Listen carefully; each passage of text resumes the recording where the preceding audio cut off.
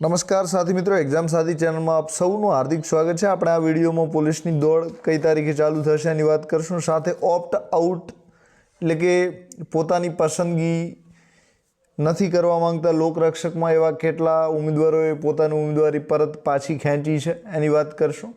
અને ત્રીજી વાત છે કે આના લીધે મેરિટમાં કેટલો ફરક પડશે, નવું જે મેરિટ છે ક્યારે આવશે અને ક્યારે હાજર કરશે, તો તમામ વાતો આપણે આ વિડીયોમાં કરી રહ્યા છીએ। તો વિડીયો અચૂક જોઈ લો, સાથે અંત સુધી જોઈ લો।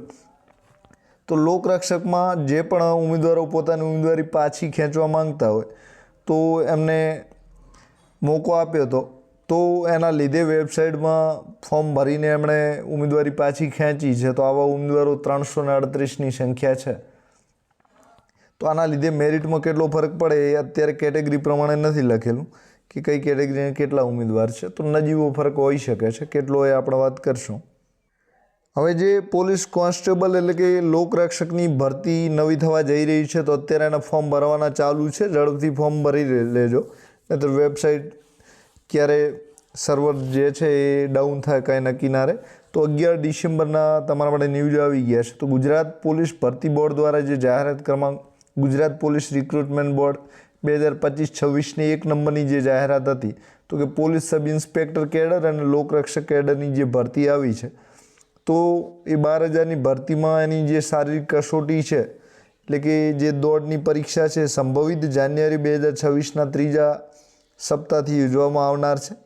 એટલે કે જાન્યુઆરી 2026નો ત્રીજો સપ્તાહ એટલે કે ત્રીજા અઠવાડિયાની વાત છે। તો એનો મતલબ એ છે કે 22મી જાન્યુઆરી, તો 22મી જાન્યુઆરીની આસપાસથી તમારી જે પરીક્ષા છે એ 22 જાન્યુઆરી પહેલાં ચાલુ થઈ જાય અને જે 15 જાન્યુઆરી છે, 15-16 જાન્યુઆરી ત્યાંથી પરીક્ષા જે છે એ દોડ ચાલુ થઈ શકે છે। તો દોડના ગ્રાઉન્ડ જે જૂના હતા એ જ છે, એટલે વધારે ફરક કેટલો પડશે એ અત્યારે ખબર નથી, પણ એના પર ન્યૂઝ આવશે, એના પર ટેન્ડર બહાર પડાશે, તો એ રીતની દોડ હશે। તો દોડ તમારી જાન્યુઆરીનો ત્રીજો સપ્તાહ કીધો છે, એટલે કે 14 દિવસ ન ગણો અને 15 જાન્યુઆરીથી ચાલુ થાય અને ત્રીજો સપ્તાહ કીધો છે, 2-3 દિવસ આગળ પાછળ થાય, તો 20 જાન્યુઆરી સુધી તમારી દોડ જે છે એ ચાલુ થઈ જશે। તો આજે જે તારીખ છે 11 ડિસેમ્બર છે, તો એનો મતલબ એ છે કે તમારી પાસે 1 મહિનાનો સમય છે, ઉપર 8 દિવસ છે, એટલે કે જે સમય છે તમારી પાસે 38 દિવસનો છે।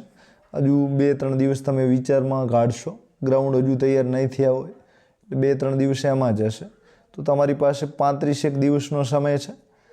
પછી 35 દિવસ છે, એમાંથી હજુ પણ 5 તમે કાઢી શકો છો। ક્યાંય કોઈ લગ્ન પ્રસંગ હોય, ક્યાંય જવાનું થાય અવારનવાર, ક્યાં ઘરે આવી ગયા હશો, આરામમાં હશો, તો એના લીધે 5 દિવસ ઓછું દોડાય, કારણ કે શરૂઆતી દોડ છે। તો તમારી પાસે 1 મહિનાનો સમય છે દોડમાં, જેને દોડ પાછળ આવશે એને વધારે એટલે કે 1.5 મહિના જેવો સમય મળશે। અને જે દોડની પ્રક્રિયા છે એ 1.5 મહિનાથી લઈને 2 મહિના સુધી ચાલશે। અત્યારે જે લોકરક્ષકના ફોર્મ છે 5 લાખ ઉપર ભરાઈ ગયા છે, તો જે ફોર્મનો આંકડો છે એ 8થી 12 લાખ વચ્ચે રહેશે। તો કેટલા ફોર્મ ભરાય છે, ભરતી સારી છે, તો એ રીતે રહેશે। તો આ રીતની જે તમારી દોડ છે પોલીસ સબ ઇન્સ્પેક્ટર લોકરક્ષકની આવી ગઈ છે, તો તડામાર તૈયારીઓ અત્યારથી ચાલુ કરી દો। દોડમાં મેદાનને ફતેહ કરવું હશે તો એક જ વસ્તુ છે, તમારે મનોબળ મજબૂત રાખવું પડશે ને ખૂબ જ પ્રેક્ટિસ કરવી પડશે, તો તમારી જે દોડ છે એમાં તમે સફળ થઈ શકશો।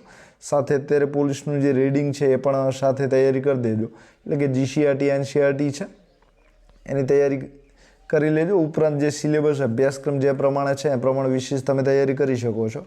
તો આ રીતનું છે। હવે મેરિટની વાત કરી લઈએ, તો હજુ જાતિ વેરિફિકેશનની પ્રક્રિયા ચાલુ છે એક, અને બીજું ઓપ્ટ આઉટ છે 2, તો 338 ઉમેદવાર છે। જાતિ વેરિફિકેશનમાં 100 કે 150 જેવા ઉમેદવારનું આગળ પાછળ થઈ શકે તેમ છે।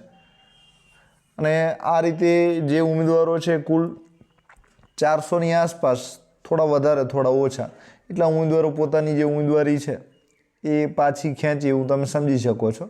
અને આ જે છે એ કામચલાઉ મેરિટ યાદી છે, તો આના પછી હજુ ફાઇનલ મેરિટ લિસ્ટ આવશે। તો જે મેરિટ છે એમાં 0.50નું બધી કેટેગરીમાં ફરક પડવાનો અંદાજ છે। તો 400 ઉમેદવારને લીધે 0.30થી લઈને 0.50 સુધીનો ફરક પડી શકે છે। તો આ રીતનું મેરિટ હવે નીચું જઈ શકે છે, બાકી આ મેરિટમાં જે છે એ જે છે તે છે રહેશે, એટલે કે કંઈ ફરક પડે તેવું વધારે દેખાતું નથી. 0.50નું જે માર્જિન છે તમે જોઈ શકો છો, એટલો ફરક પડે છે. એટલામાં તમે આવતા હો તો ચાન્સ છે.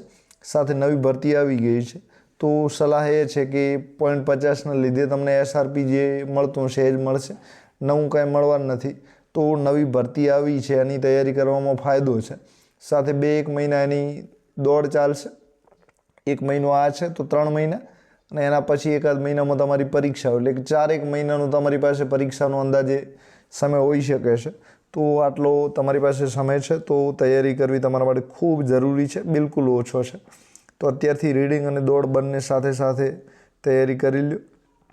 સાથે ગયા વખતે જે પણ ભૂલો થઈ હોય એમાંથી શીખો, એટલે ભૂલ રિપીટ ના થાય. તો જે મેરિટ છે એમાંથી 0.50નો તમારે ઘટાડો કરવાનો છે. તો આ રીતે મેરિટ જે છે આ રીતનું રહેશે.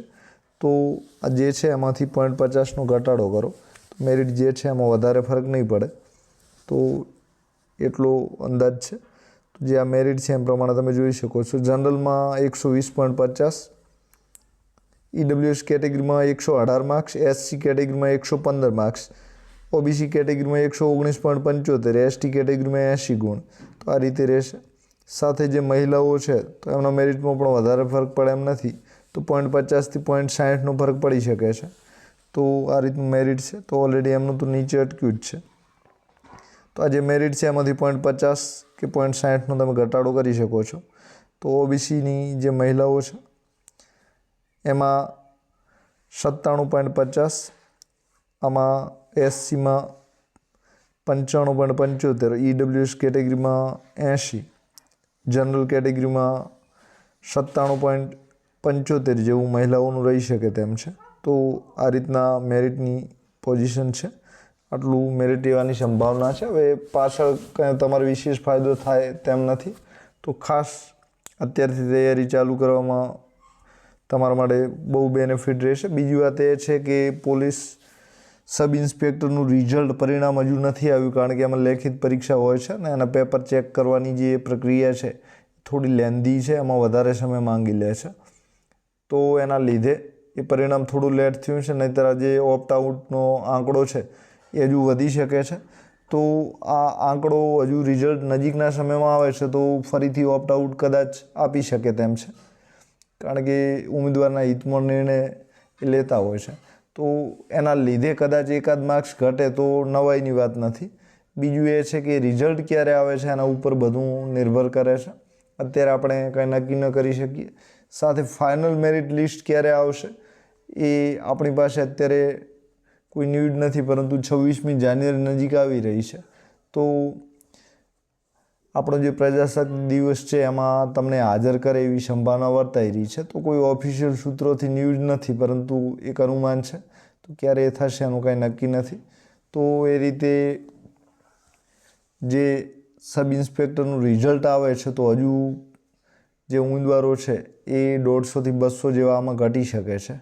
તો આ રીતની પોઝિશન છે. પણ અત્યારે બધાએ તૈયારી કરી લેવી જોઈએ એવું મારું માનવું છે. તો આપ સૌનો આભાર. એક્ઝામ સાથી ચેનલ જરૂર સબસ્ક્રાઈબ કરો. વિડીયો પસંદ પડે તો લાઈક અચૂક કરી શકો છો. Thank you very much.